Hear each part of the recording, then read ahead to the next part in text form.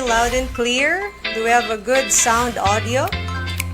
By the way, ladies and gentlemen, today is Wednesday, May 19, 2021, and it is now 8:18 in the morning. Today, we're going to give you the learning episodes for the Monday session. So we moved it to Wednesday because we believe that everybody was so intensely waiting to watch and support for the Miss Universe.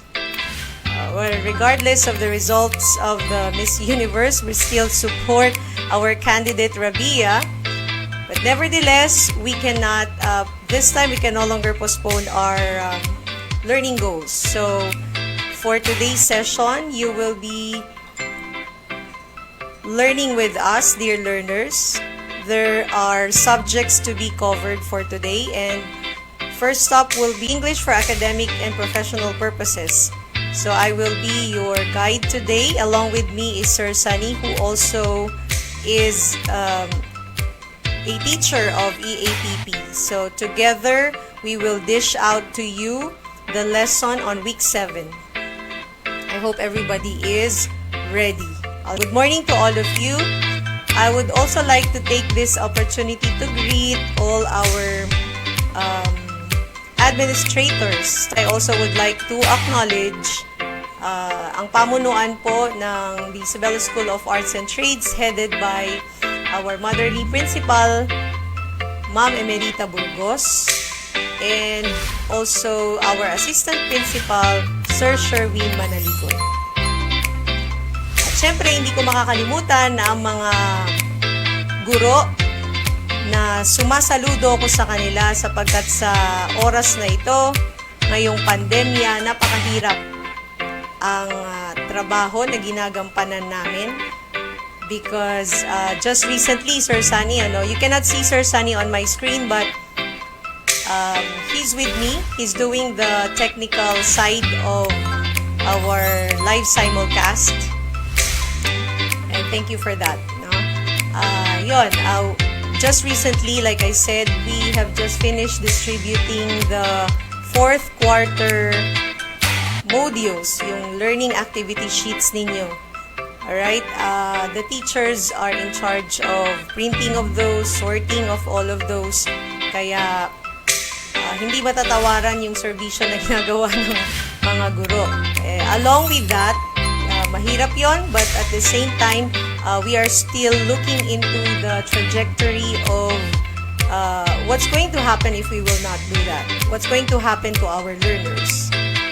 Siyempre, mapepending yung learning goals nating lahat. And ang pag-asa ng bayan ay mga kabataan, kaya hindi pwedeng matigil ang edukasyon. Kaya ipagpapatuloy natin yan. At nais naming ipabatid dito sa senior high school, ngayon din sa junior high school ng Isabela School of Arts and Trades. Ang ginagawa ninyong pagpupursigi ay hindi, parang hindi ito mawawalan ng saysay. Sapagkat at the end of all of this, whatever effort you are putting into this, as well as on the end of the educators, kapag tayo ay tulong-tulong, sama-sama, makakamit natin ang ating mga pangarap sa buhay. Ako, naniniwala pa rin ako, Sir Sunny, no? And alam ko marami nakikinig sa atin ngayon, that the most fundamental way to reach our goals is to finish our education. Makapagtapos tayo, makapag-aral, makapagtapos, makamit ang ating pangarap sapagkat ito yung magiging tulay. Magiging tulay natin para makamit ang ating mga pangarap. Okay? Anumang uri ng trabaho ang nais nating pasukin, kapag tayo ay may kaalaman, meron tayong skills, maganda ang ating foundation sa values, hindi magdadalawang isip ang isang kumpanya para kuhanin tayo. Kaya yung journey natin, sinasabi ko ito because I know many teachers will attest to this, that life is not easy. No? Medyo magva-values education muna tayo ng konti before we jump into our lesson on EAPP. Because, like I said, napagdaanan ito ng mga guro ninyo at gayon din naman siguro mga magulang ninyo, ano? At itong pieces of advice that we are giving it to you are tried and tested. Okay? So, kaming mga guro ninyo ay nagdaan sa mga ganyang journey. So, may mga challenges, may mga balakid, pero bakit nagtagumpay? Kasi itinimo namin sa aming mga isipan, gayon din ang inspirasyon ng aming mga magulang na walang mahalagang yaman, kundi ang magkaroon tayo ng magandang edukasyon sapagkat ito yung magdadala sa atin sa tagumpay. Tagumpay in many different forms. Depende sa inyo kung ano ang definition ng success sa inyo. But nevertheless, like I said, this is a tried and tested formula. So, magtiyaga, magpursigi tayo. Yung kaalaman natin, pwede tayong magtulungan dyan. At hindi malayo na marating natin ang ating mga pangarap. Alright, so I think I have already made mention what's in my heart, what I would want to express. Gusto kong pasalamatan ng mga guro natin, especially dito sa Sabena School of Arts and Trades. Kasi ginagawa natin yung ating responsibilidad. Hindi tayo nagpapabaya. At anuman yung mga pagkukulang namin, naway tulungan nyo rin kami na makita ito sa pamamagitan ng pagbibigay nyo ng honest suggestions, comments, para mapabuti pa natin yung pag-aaral natin. Okay, so I think we're ready to take off for our lesson. With me, our technical director here is Sir Ariel Alvaro. Sir Sunny just exited. Meron siyang kailangang ayusin, ano? But nevertheless, we can start.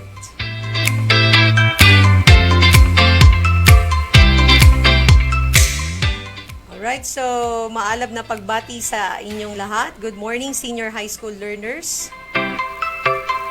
Welcome to Flambeau Radio 99.9 MHz and live simulcast via Facebook for the program Learning Today, where learning episodes will be served for all the 21st century learners out there.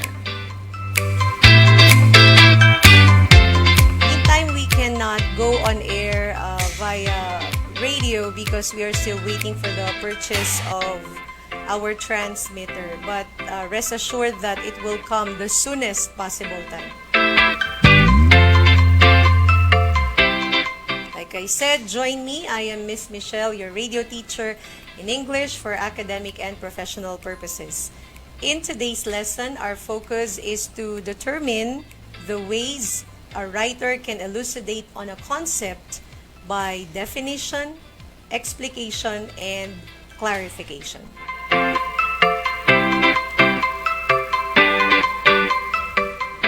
Before we start, as always, you're expected to bring with you your module or learning activity sheet, your writing materials, and other materials that you need for the entire duration of our radio broadcast instruction.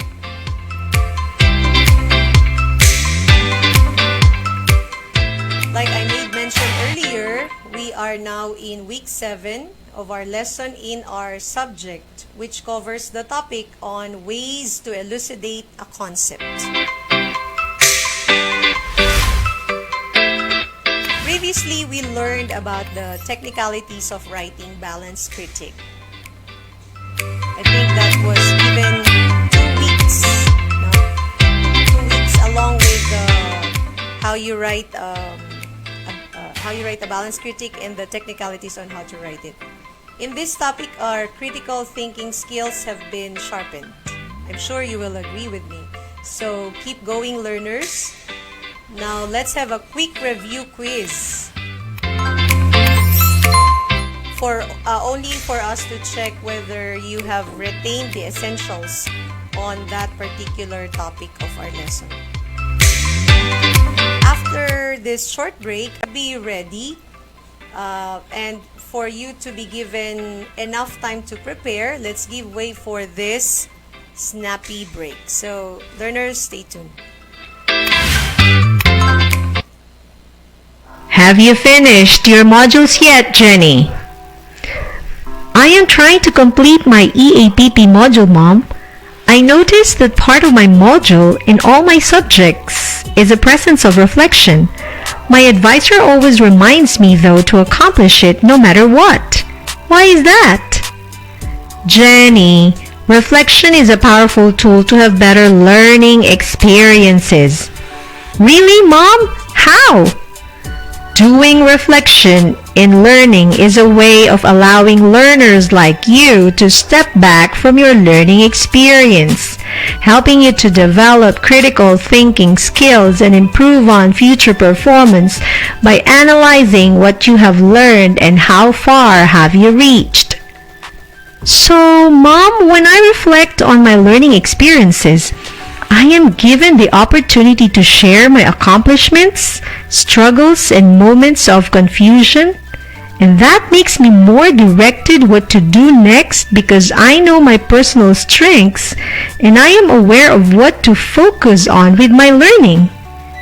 In that way, my teachers will also know of the things their students need more in instruction. You got it, Jenny. Wow! Not just that, Mom.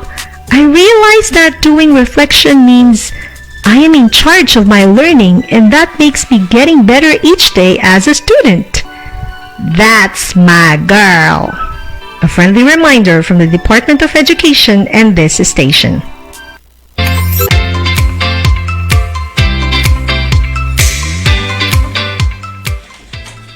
Welcome back to our program, Learning Today. We still with expect you, I should say. To you is Miss Michelle, your radio teacher in English for academic and professional purposes. Now, let's dive into the short quiz. There are only 5 items here. Just send me via comment section your answers to the questions. Ready? I hope you are.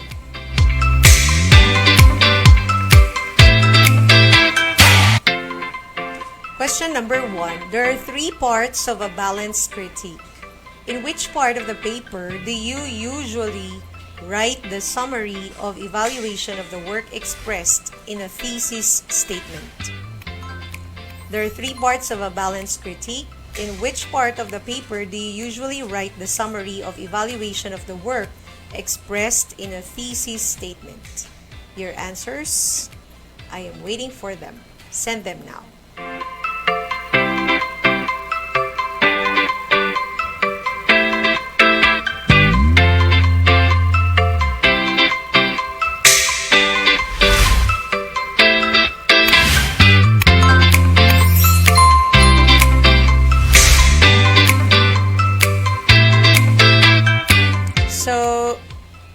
Dear students, you can just choose from or among introduction, body, or conclusion. Which part of the balanced critique where the summary of evaluation of the work is written or is expressed in a thesis statement form?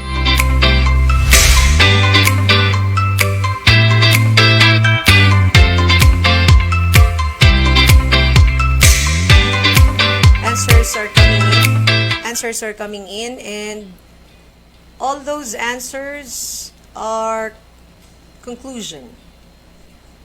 Well, let's find out if that is correct. Do we still have some more answers to come?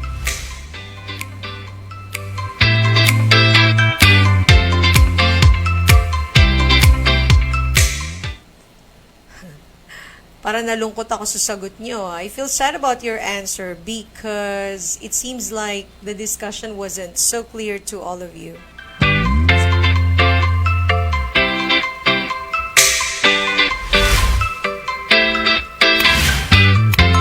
Alright, let me reveal the right answer. The right answer is introduction. Remember, class, you're going to provide a summary of the work to be evaluated in the introduction part. This is where you introduced your how you have analyzed what is your general view of the work of art that you are evaluating. So the answer is introduction. I hope you'll get the next item.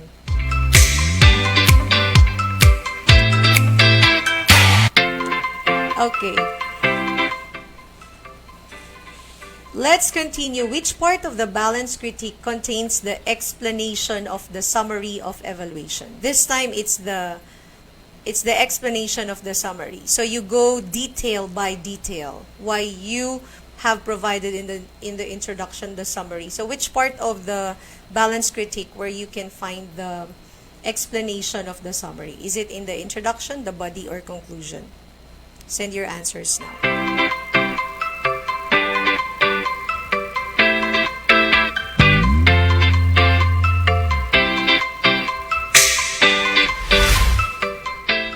Alright, I think it's very evident on my face that I am happy to see your answers are correct. It's in the body.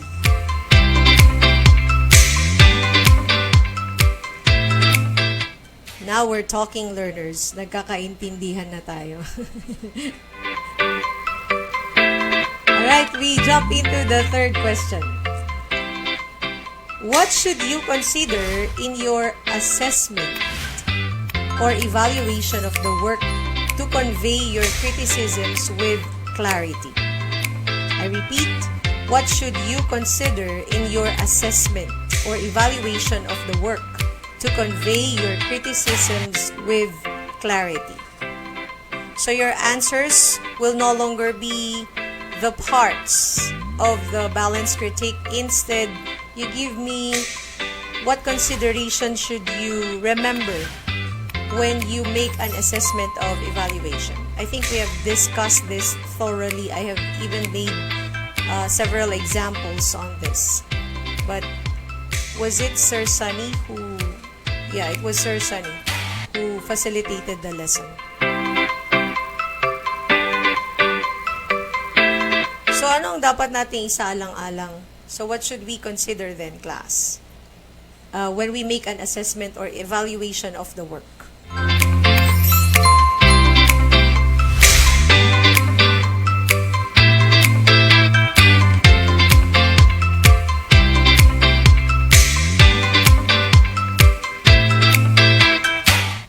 Okay, naghihintay po ako ng kasagutan at wala pa rin pong sagot.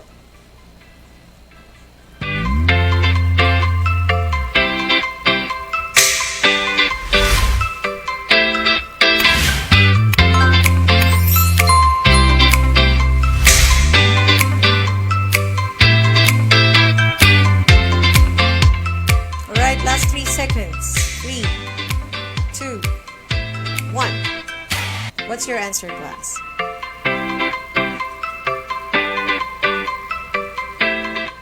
Okay, take note on this, ladies and gentlemen, that whenever you make an assessment, for you to be able to convey your assessment clearly, then you have to consider the critical approaches. Right? Critical approaches. Remember those? We have 7 critical approaches discussed to you previously.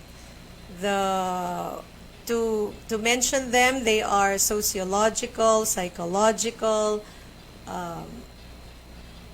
formalist, and so on and so forth. In this way, when you know the critical approaches, you're going to align. Diba? You're going to align which element or which part of the work of art would you like to hit in your assessment. Okay?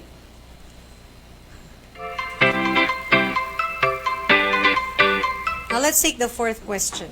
Which part of the balance critique should your recommendations for the improvement of work be found?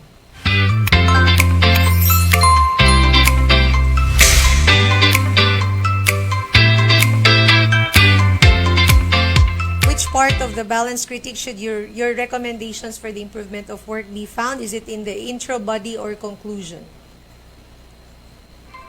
Remember in our lesson in the balance critique, we made mention that for a balance critique to be balanced is we look also not only into the positive aspects, but we also look into the weaknesses, right? Not only into the strengths, but also into the weaknesses.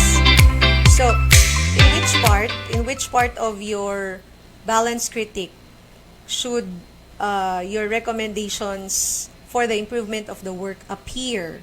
Is it in the intro, body, or conclusion?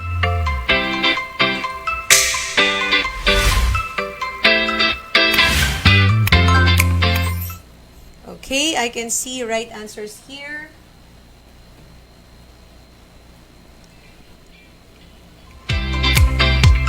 From Apple, conclusion, Mary Grace, conclusion, Carla Kabaktan, conclusion, Nico, and all the rest of them answered conclusion, and that is correct. We are now down into the last question, class. What is the primary importance of critiquing a work of art?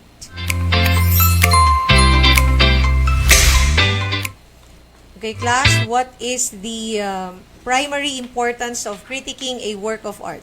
This is a little bit tough for you to answer, but I know you will be able to do that.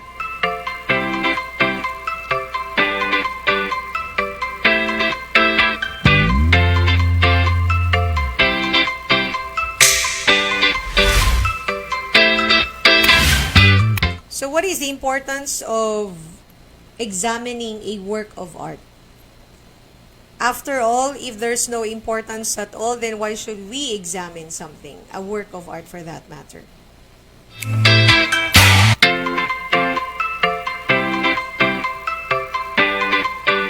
So why do we make a critical analysis of a work of art? I am still waiting for your answers, class.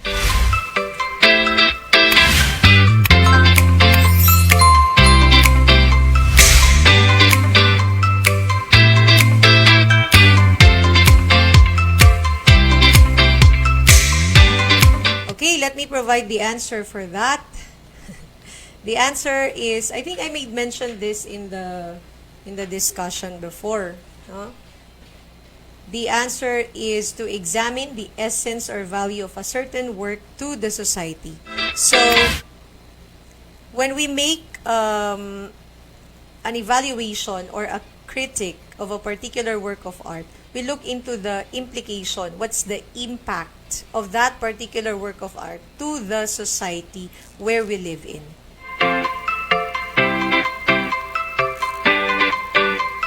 That is just a warm-up, ladies and gentlemen. I hope you'll be more enthusiastic for the discussion of the upcoming lesson. But before that, let's have a deep breath while we give way for this infomercial. So let me go back to the word game. I hope you're excited to this because I am. In the word elucidate, what word or what two-syllable word can you pick out from that word elucidate, which means clear? Okay? Sige, bigyan niyo ako ng sagot.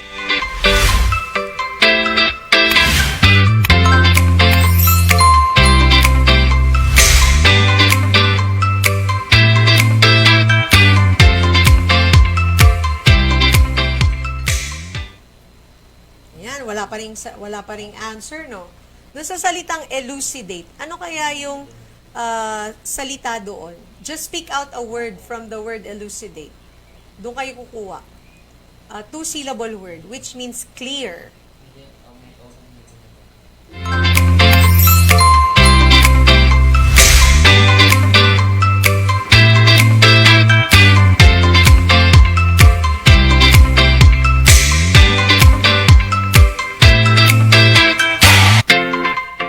Excited na ako sa sagot nyo, pero wala pa akong nakikitang sagot nyo.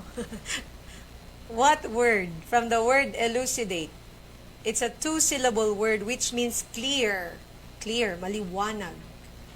Dahil yun ang ating pag-uusapan ngayon ways to elucidate. Okay?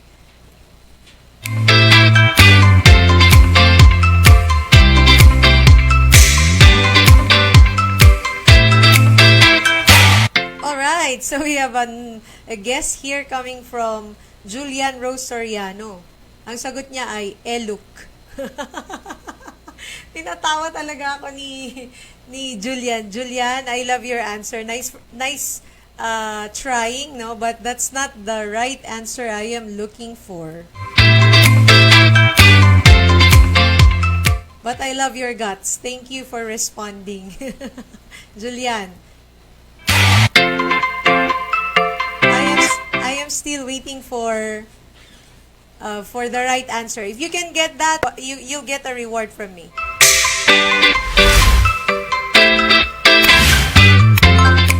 Two-syllable word. Come on. From the word elucidate. Malapit yung tumumpak si, almost correct. But, syempre, mali pa din, Malapit na dun Somewhere there in the middle of the word elucidate. It's not eluk.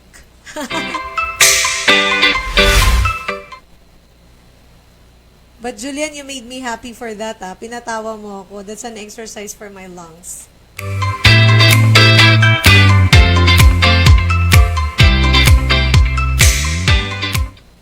Okay, so what is the answer to that $1 million question?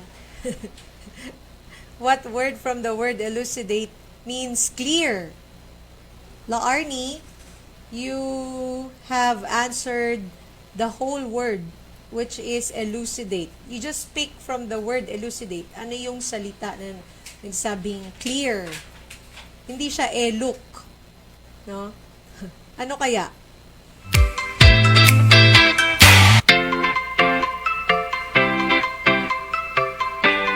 Julian, can you give me another answer? Nice try. Baka ikaw yung makakuha ng sagot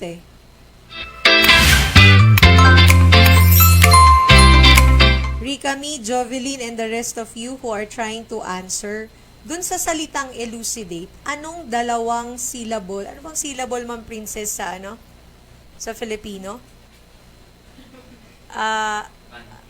Pantig, yan. Dalawang pantig, parang halimbawa sana, various. Di ba dalawa yon? What two-syllable word? Dun sa word na elucidate. Ang ibig sabihin ay clear. Malapit malapit. Ayun na. Masaya ako. Thank you. Congratulations to Christine Joy Alvarez Carlos. The answer is lucid. Rikami followed it also with the same answer, lucid. Ang saya ko kasi may nakakuha, dalawa sila. Syempre, sumunod na sila. Okay. Pero, syempre, yung unang sumagot ang bibigyan ko ng reward. So, Christine Joy, magparamdam ka sa akin mamaya, Christine Joy. The right answer is lucid. Okay, remember that, class. Okay. So, in your vocabulary expansion, so other word which means clear is lucid. Okay, lucid. So, you can say, your explanation was very lucid. It was very clear.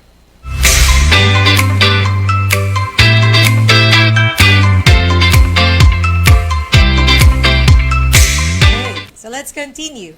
So these words, the word lucid suggests clarity.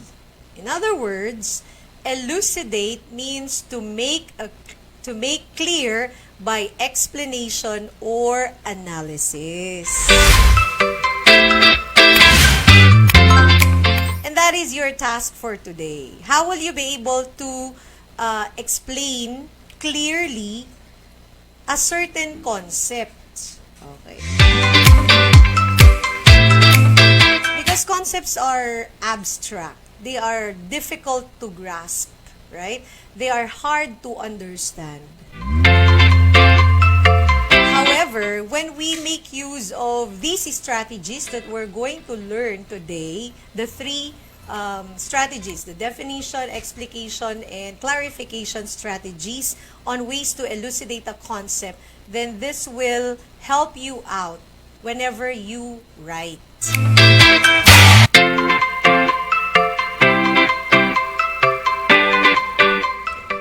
Because I know and I understand that the crucial thing among learners is the struggle of expressing or elucidating a concept. Especially when you are asked to write something. Ayan na naman, magpapasulat na naman, essay, ganun.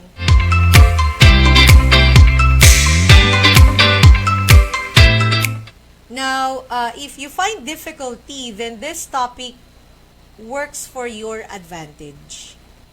I understand why many students cringe in the corner when asked to write something like an essay. You are not an exemption, aren't you? And even I myself is not an exemption. Okay? Marami sa atin we experience that kind of struggle. Okay? But nevertheless, let us help each other out for this topic today. Right, so I'm excited to share with you the techniques to elucidate your thoughts about a concept.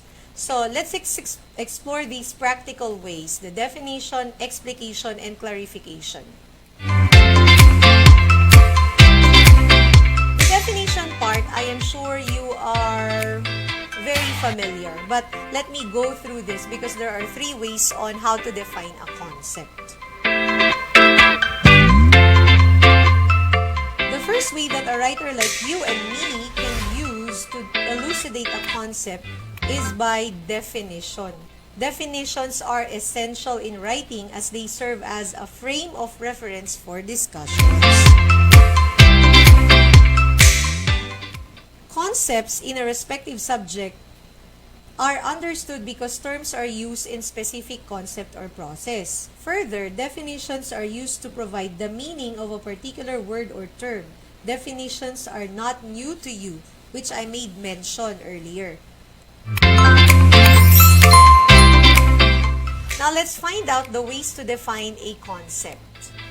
Take note, students, that definition can be formal, informal, and extended. What do I mean by this? Let's differentiate each of them using examples. Suppose the concept to define is poverty. Alright, paano mo ipapaliwanag ang poverty in an essay? So this is a concept, it's an abstract idea. Let's study this example. Poverty refers to what poor people experience. Due to poverty, poor people have insufficient food, clothing, medicine, and other basic needs for living. This example is categorized as informal definition. Why? The definition here does not include distinguishing features but uses known words or examples to explain an unknown term. In fact, class, we make use of this type of definition. When we are asked to define something and we forget about the features, but we use describing words, then that is categorized as informal definition.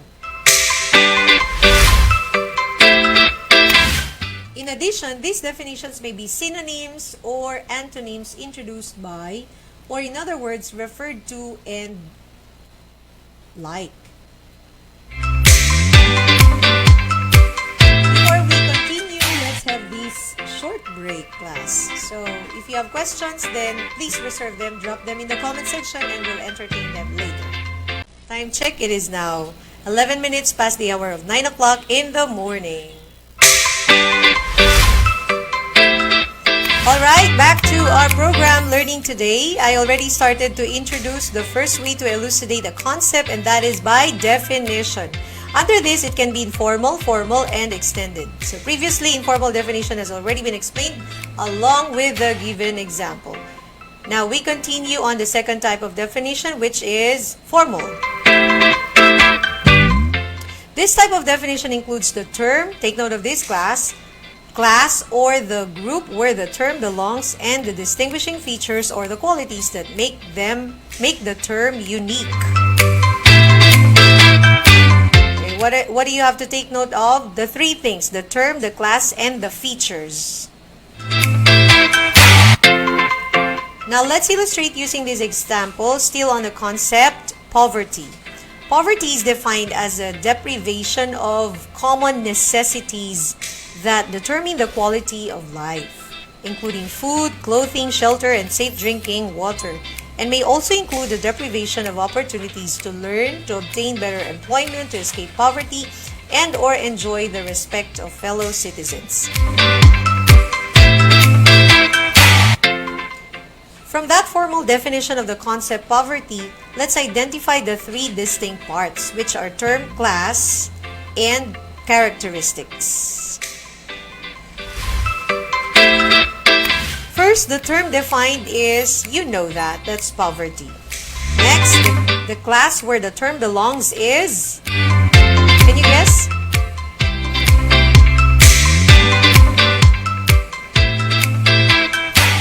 The answer is deprivation. That's the term where that's the class where the term belongs.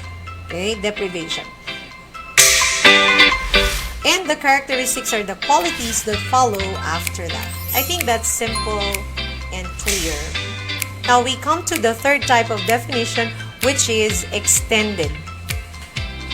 This is the kind of definition that generally has components of both formal and informal definitions. So it's a combination. It's a combo of both the formal and the informal definition. So put them together, now you have the extended definition. In an essay-length text that uses different rhetorical patterns to show the meaning of a particular term or concept. So when you're making an essay, you are now dealing with a combination of both this type of definitions, the formal and the informal, then that is considered as the extended definition. Here, it does not only define but also compare and contrast, provide examples, and show cause and effect relationship to provide the reader a holistic definition. Let's consider this example. Let me read to you. Poverty is a complex problem. It is an inability to meet the basic needs because food, clean drinking water, proper sanitation, healthcare, and other social services are inaccessible. Poverty is hunger and lack of shelter. Poverty is being sick and not able to see a doctor. Poverty is not having access to school. Ooh, take note of that. Not having a job, fear of the future, and it is powerless. Lack of representation and freedom. So I hope this is helpful. Do you have questions? You can send your questions now. Have you finished your modules yet, Jenny? I am trying to complete my EAPP module, Mom. I noticed that part of my module in all my subjects is a presence of reflection. My advisor always reminds me, though, to accomplish it no matter what. Why is that? Jenny, reflection is a powerful tool to have better learning experiences. Really, Mom? How? Doing reflection in learning is a way of allowing learners like you to step back from your learning experience, helping you to develop critical thinking skills and improve on future performance by analyzing what you have learned and how far have you reached. So, Mom, when I reflect on my learning experiences, I am given the opportunity to share my accomplishments, struggles, and moments of confusion. And that makes me more directed what to do next because I know my personal strengths and I am aware of what to focus on with my learning. In that way, my teachers will also know of the things their students need more in instruction. You got it, Jenny. Wow! Not just that, Mom. I realize that doing reflection means I am in charge of my learning and that makes me getting better each day as a student. That's my girl.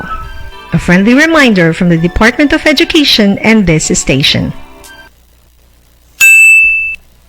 Time check, it is now 17 minutes past the hour of 9 o'clock in the morning. Okay, I can see questions here from Rikami. Ma'am, can I ask po where these terms belong, the term, class, and features? Rikami, this is under formal definition. So, in other words, Rikami, when you make a formal definition, there is a term being defined. Next is the class where these terms belong, and the distinguishing features or the characteristics of the term that you are defining or that's being defined. Alright, Rikami, you're welcome. Happy to serve.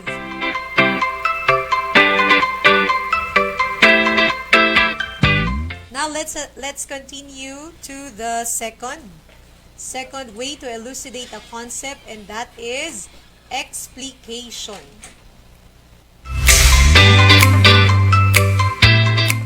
The term explication class comes from French, which means explanation.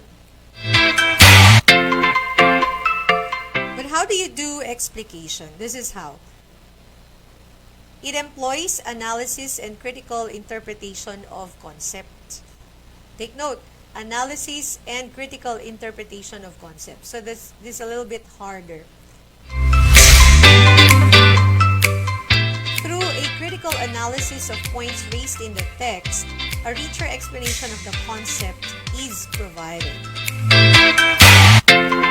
So since you have been dealing with critical analysis in the previous lesson, and we also have taken up how to do a balanced critic, which you have done a lot of analysis, then most likely you can relate to this explication. So how is this done?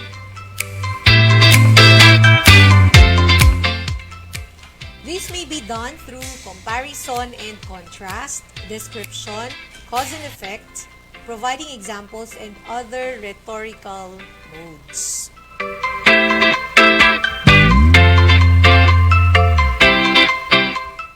To make that clear to everybody, I have here an example. Let's study this example. Let's say the concept or the term that you're going to explicate or to explain is capital punishment, or better known today as death penalty. So, let's study the example of Wikipedia. Capital punishment was legal after independence in 1946 and increased in use under the Ferdinand Marcos regime. After the fall of Marcos, there was a moratorium on capital punishment from 1977 to 1999. So in other words, it was stopped, followed by a resumption in executions from 1999 to 2006 that was followed by a law ending the practice. Filipinos have mixed opinions about the death penalty, with many opposing it on religious and humanitarian grounds, while advocates see it as a way of deterring crime. So there's a division of how these people support capital punishment or death penalty. Although the Philippines officially does not have capital punishment, extrajudicial killings are very common. I know you're aware of EJK, as they call it. Now let us digest or simplify the example provided. Let us analyze how the writer Wikipedia explicated the concept on capital punishment.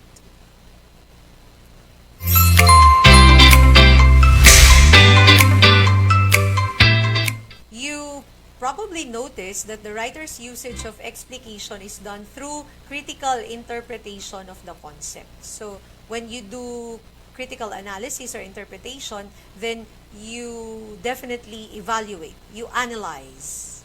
So, how? To explain the concept on capital punishment, clearly the writer provided analytical descriptions of the concept, capital punishment, during the early times up to the present. Right? So it started during, what year was it mentioned earlier? During the time of 1946. And then it passes through during the time of Marcos, the former President Ferdinand Marcos, up to the present time, yung EJK na. In addition, the writer presented reasons of why people have differing stand or regard to death penalty. Diba? So magkaiba. There's an analysis. So there's a little backgrounder of this capital punishment and how the people have differing opinions or stand as regard to capital punishment or death penalty. So how do you take it?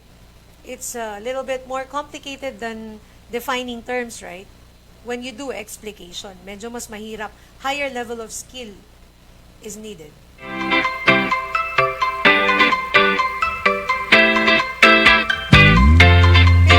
Continue on with the last or the final type on ways to elucidate. We have covered number 1, definition. 2 is explication, and then the third one is clarification.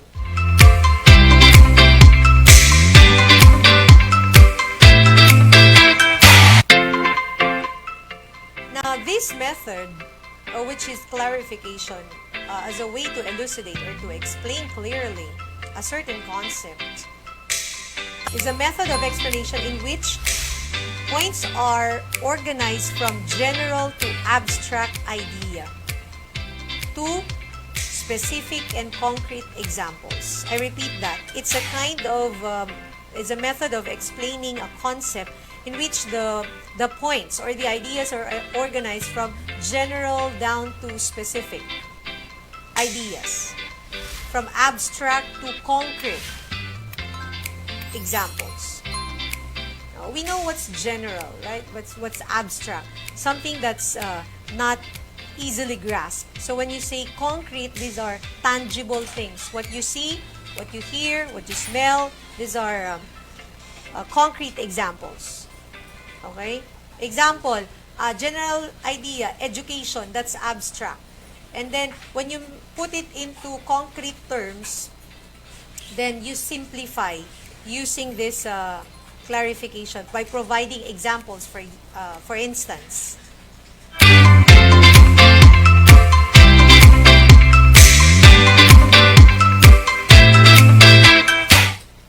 Add to that is clarification as a technique entails the analysis of the concept by looking at the examples and specifying some of its characteristics to arrive at one working definition used throughout the paper.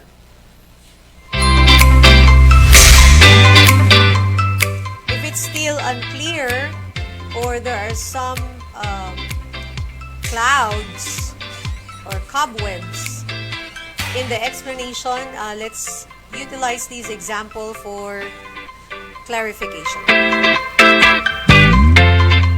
Suppose the abstract term that you are going to clarify is about love.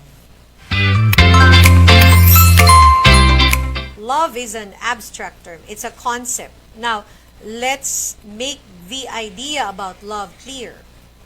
Let me read to you. Love is the most powerful emotion a human being can experience. Okay, so that's the general idea. Love is the most powerful emotion a human being can experience. The word love is used as an expression of affection towards someone else, such as, I love you. But it also expresses pleasure, like, I love chocolates. Or maybe I love ice cream because today it's so hot. To make it a little more complicated, the word love also expresses a human virtue that is based on compassion, affection, and kindness. This is a state of being that has nothing to do with something or someone outside yourself. This is the purest form of love. The ancient Greek used 7 words to define the different states of love, but still we use the same word. It is easy to understand that a confusion is easily made while communicating. One can say I love you to 2 different people and mean it, but actually feeling it in a different way.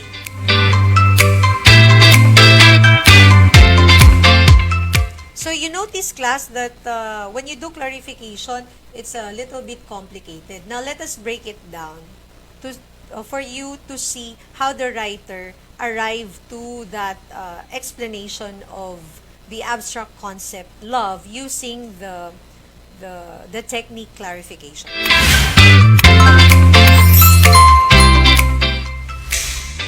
The writer started the elucidation from general abstract idea about love, that is the most powerful emotion a human being can experience. That's a general idea. Most powerful. Why did the writer make mention about that general idea that love is the most powerful?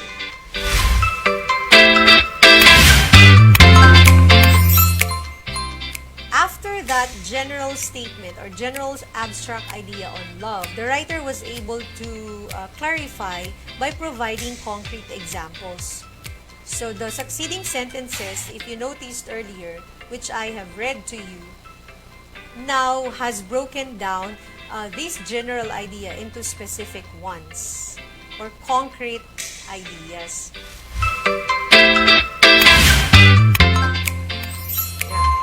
From there, the writer explained further that abstract idea of love using specific or concrete examples in many different forms to make the concept about love more understandable to readers.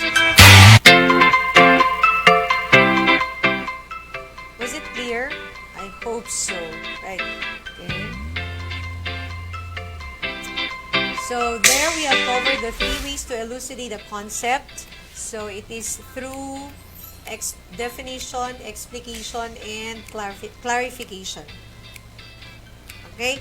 I know it's a little bit complicated, the lesson. However, I welcome questions and reactions. Drop them in the comment section and we give attention to them after this short break.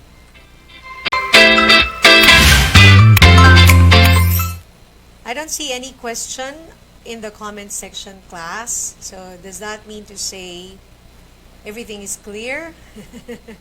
But let us test whether you have really absorbed by doing these activities that are found in your module. So this time I'm going to guide you now.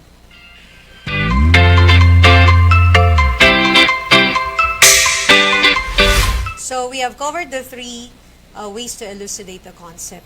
And those are definition, by definition, explication, and clarification. So take note, these are practical strategies that can be used to break down abstract ideas or concepts for better understanding.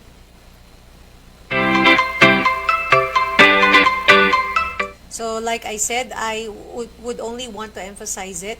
Remember that the concepts or ideas are abstract and that it can be hard to grasp. However, when we make the abstract ideas concrete by breaking them down using definition, explication, and clarification, there's a high chance of providing a lucid or clear picture of the concept.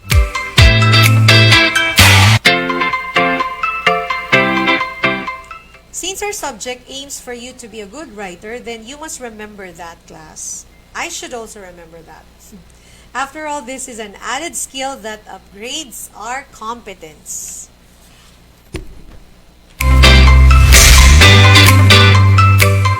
So we are now ready for the application of your learning with your module. Let's start with phase 1, load.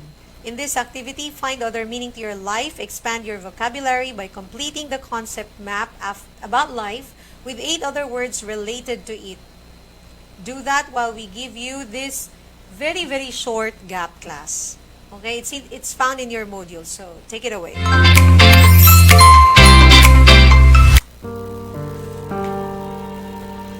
Mrs. Cruz, I believe you have some words to say about the dearly departed.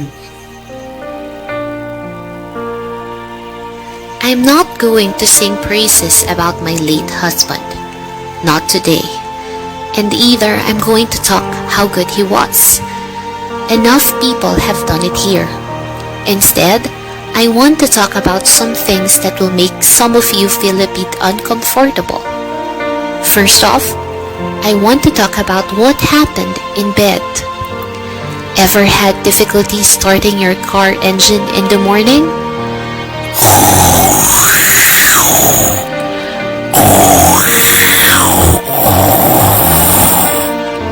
Well, that's exactly what David's snoring sounded like. But wait, snoring wasn't everything. There was also this real end when action going on as well. Some nights, it would be so forceful, it would wake him. What was that? He would ask. Oh, it's the dog, I would say. Go back to sleep, dear. You might find this all so funny, but towards the end of his life, when his illness was at its worst, these sounds indicated to me that my David was still alive. And what I would give just to hear those sounds again before I sleep. In the end, it's these small things that you remember, the little imperfections that make them perfect for you. So to my beautiful children, I hope one day you too find yourselves life partners who are as beautifully imperfect as your father was to me. Always remember, appreciate life's imperfections, for it makes life worth living. A reminder from 99.9 Flambeau Radio.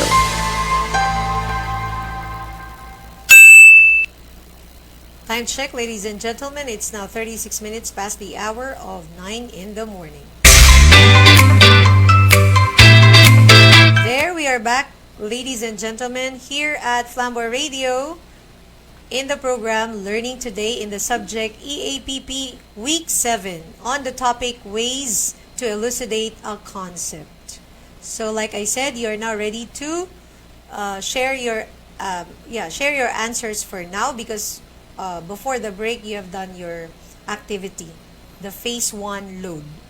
So I am expecting your answers now, class. So what similar terms or concepts can you relate to the abstract idea, life?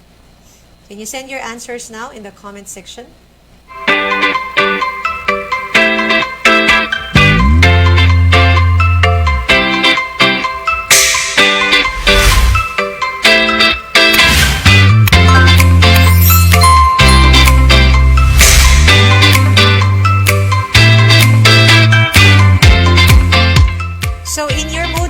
You have a couple of choices to choose from. So from the choices provided there, you need to pick out eight terms that are similar to the word life.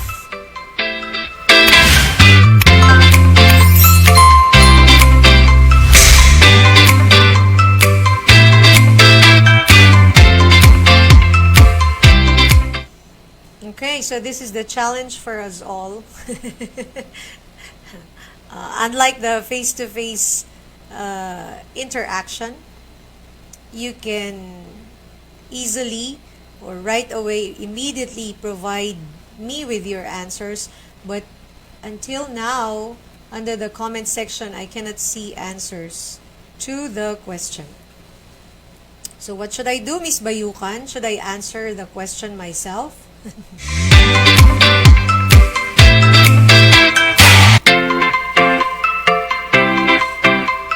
Okay, so let's move on. Wow! Apple, you gave me that big hope that you can still share me with your answers. Apple Gay Ramos, Arian Rikami. All right. So the answers, I love your answers. The answers to the activity on phase 1 load are the following. Life means existence. Life means soul. Life means biography. Life means living. Life means being. It also means creation, animation, and entity. Can you give me a clap right there?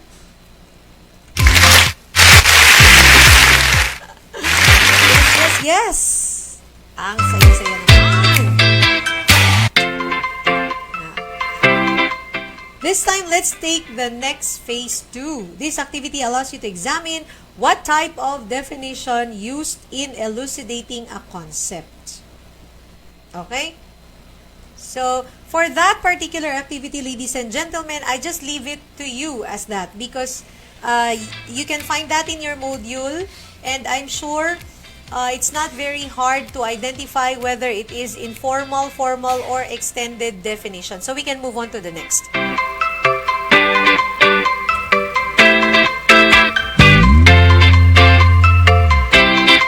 Now we're ready for the phase 3 advance. Okay? One of the best skills a good writer should possess is to easily describe or explain a chosen subject to write about. Now it's your turn to polish. Okay, this is the highlight of our activity class. One of the highlights, I should say. So I want you to participate on this. Okay?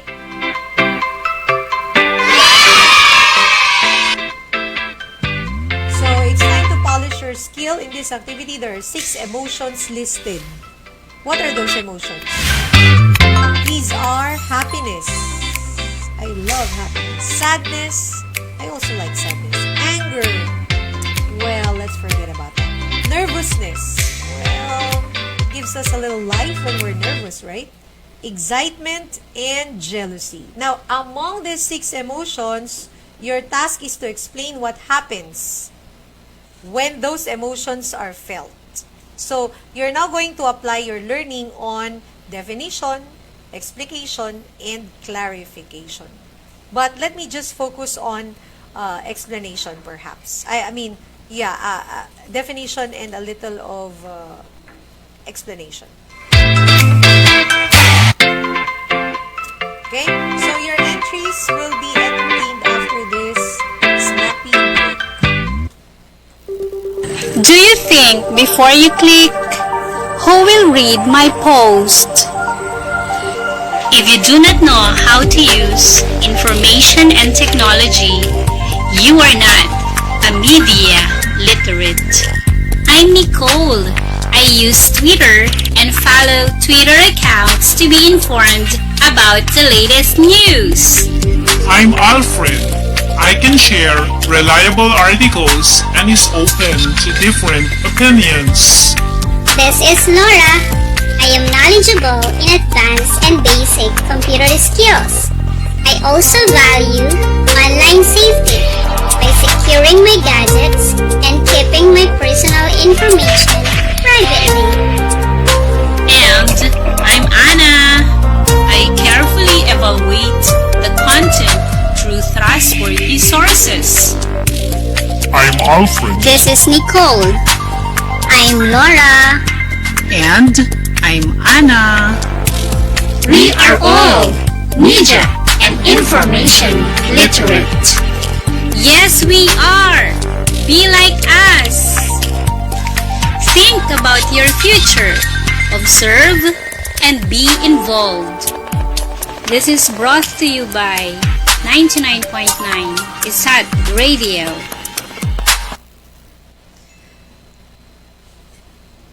Time check, ladies and gentlemen. It is now 19 minutes past the hour of 9 o'clock in the morning. Still with me, Miss Michelle, your APP teacher, learning with you for our hashtag education goals. Okay, I am happy to see answers in the comment section. Starting off with Ricami Domingo Katsan. Ricami said, okay, application of the learning. Happiness. When I got happy mood, when I got happy mood, or else I'm fine. I'm happy for being okay and for being there in the world to face my problems. Alright. So, it's a description of when Ricami is happy. This is how she does. Being able to face the problems in the world. Okay, sadness. Do we still have an entry for happiness? Yes. From Ronnie Telan. Hello, Ronnie. Happiness can be felt when you're contented with what you have and cherishing those things you have. Parang nagustuhan ko yun ah. Being contented of what you have. Right? Correct. Okay, Ronnie Talan. Thank you for the inspiration, the good vibe that you are emitting to the class. Good work. Okay. There's another entry here that says, happiness is an emotion that triggers good vibes. There's a burst of light feeling that makes the day bright, and when I feel it, it allows me to accomplish things more than I normally could.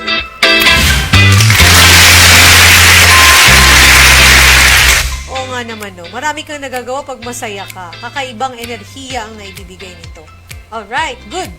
And then we move on to the next, that is sadness. Ricami, from Ricami, let's read the entry of Ricami. When I feel alone, sadness is when I feel alone, like my friends doesn't like me, I feel so sad. Oh, okay. When your friends doesn't like you or don't like you and you feel sad, then they're not your friends. Joke. Hindi. Kasi friends are those who accept you whether what kind of skin you wear. Whether you're ugly, whether you're beautiful, whether you're fat, you're thin, whether you are poor or rich, they're real friends and they will accept you for who you are, right? But don't be sad, Ricami, when your friends do not like you, because there are more friends, or the real ones, who can be with you, because these friends are not for you, possibly because they're not ready to accept you. But it's normal to feel sadness. Okay, there's another entry here. Let me just read. Let's go back to happiness. Sayang naman ito. Happiness is when your life fulfills your needs. Okay. Thank you, Jovelyn. So when you fulfill your needs, then you're happy. So when you don't have any food to eat, you should be sad because you don't fulfill your needs. Somehow, partly, right? Okay, here's another entry, Carlo Kabakkan. Happiness. Happiness is the feeling when I achieve something that I know to myself that I'm doing good. Not just to myself, but also for others. That's a higher level of happiness, no? Parang joy. You're not only happy for yourself, but you also are happy because you have done something good for others. At ngayong pandemya, kailangan natin yan. We have to do something or some things for others to make them happy. You know why I said that? Because in the social media, kung mapansin nyo, may mga nagpapakamatay, no? Maraming mga kabataan who are under the slavery of depression. Hindi na nila naiisip na there's better hope, there's better light to see at the end of the tunnel. Maybe their mind is already clouded by not so good things. So they feel depressed, and they don't have the bones or the, what do you call that? The spirit to move on. That's why they just end their life like that, which is so sad. Okay, from Roshane. Roshane, happiness is a feeling of fulfillment and satisfaction about something. Correct? And also from Roshane, sadness is a feeling of being unsatisfied and not in a good mood. Correct ba din yun? Okay. Cherry, mahina ang signal. Okay. Condolence. Kasi kami rin kanina nag-fluctuate yung signal. But sana bumalik na. Pumick up yung signal. Okay, last entry for pa. According to Ronnie, sadness is an emotion that nobody wants to go through. Okay. Sa akin naman, mag-o-object naman ako dyan, Sunny. Okay. I don't belong in the definition. In the Bible, it says there's always a time for everything. No? There's a time for you to be happy, to be excited, to be sad, because all of these emotions play a function. Okay, play function to our well-being. Kaya nga, marami tayong mga emosyon na nararamdaman. But it depends on how we control these emotions. These emotions should not surmount us. Dapat hindi sila yung nagpapatakbo sa atin. Because if that's the case, if sadness is just there, and sadness will rule your life for the rest of your life, then, oh my God, what a depressing life would it be, right? Oh, ang dami na nating entry. Ang saya-saya naman. Okay, from Joyce Fajardo. Happiness is a feeling that you're chatting with someone that you love. Oo nga naman, parang nakarelate kaya ako ng konti na doon. Natawa ako eh. Okay, thank you, Joyce. Rex Bunwan. Oh, hi, Rex. Na-miss ka na namin. Itong si Rex is a very good student, very intelligent, very skilled, and one of the pride of his son. Hey, Rex. So, sabi ni Rex, happiness is when you see and appreciate even the little things you have in life. Wow, that's wisdom. Saya nun. Thank you, Rex, for reminding us of that. No? Seeing little things, appreciating them, and that will give you happiness. Applegay, you may feel sad for many reasons. Having trouble at home, having trouble at school or work, or feeling pressure there. Losing a loved one or a friend. Oo nga naman. Mariel Domingo, she says, happiness when I got an achievements in life and see my family that makes them proud of me. Of course. Who cannot be happy if others are proud of you, right? There's an additional kick of energy there. Okay, last entry na siguro to. From Jovelyn, sadness is when people keep telling me that life goes on, but for me, that's the saddest part. Parang kailangan nating umupo over a bottle of Coke. Mag-inuman tayo, Jovelyn. Dahil dyan sa reaction mong yan. Ayaw nilang tapusin Sir Ariel. Meron pa din, Sadness, according to Mariel, when I had mistakes in life that make me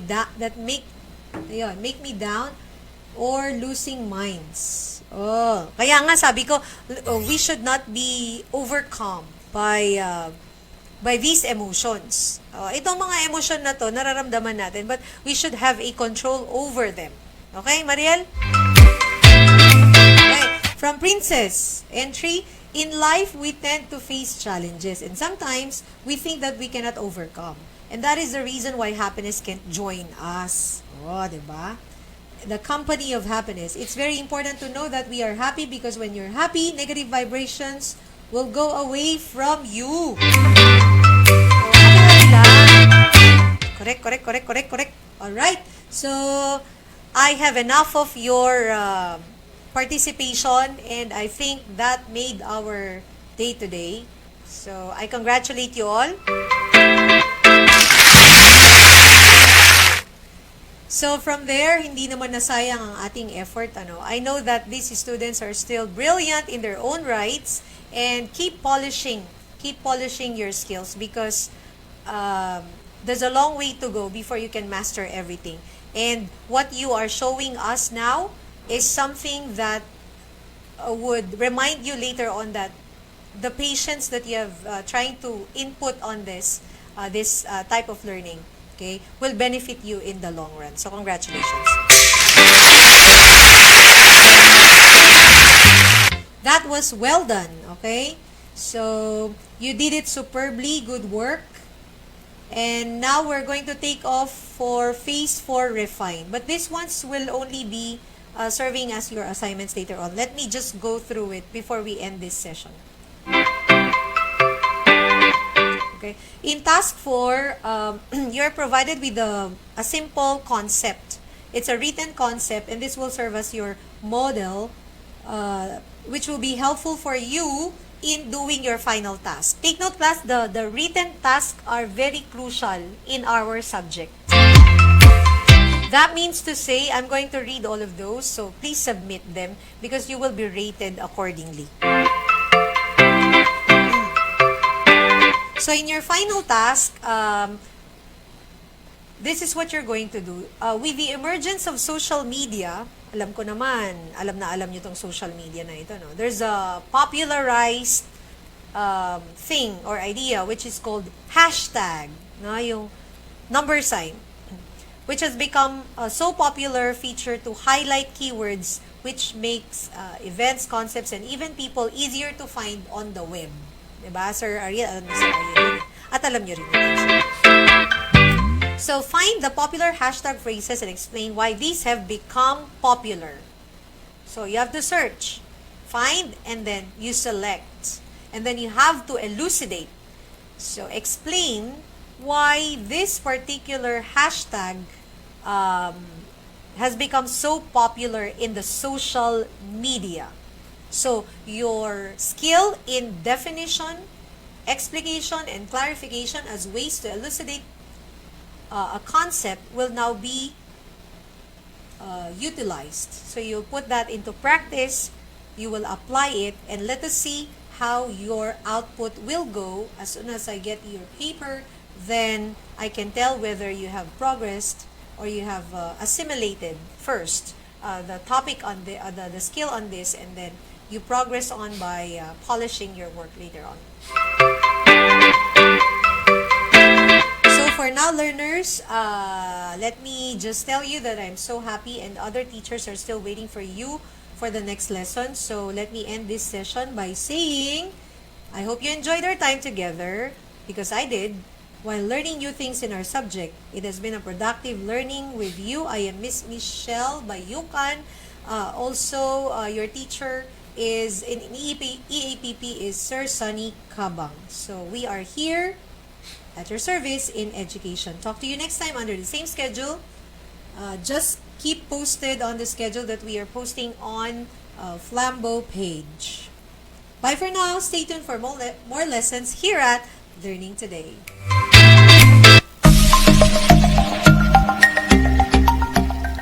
For a student like you, distance learning poses many challenges.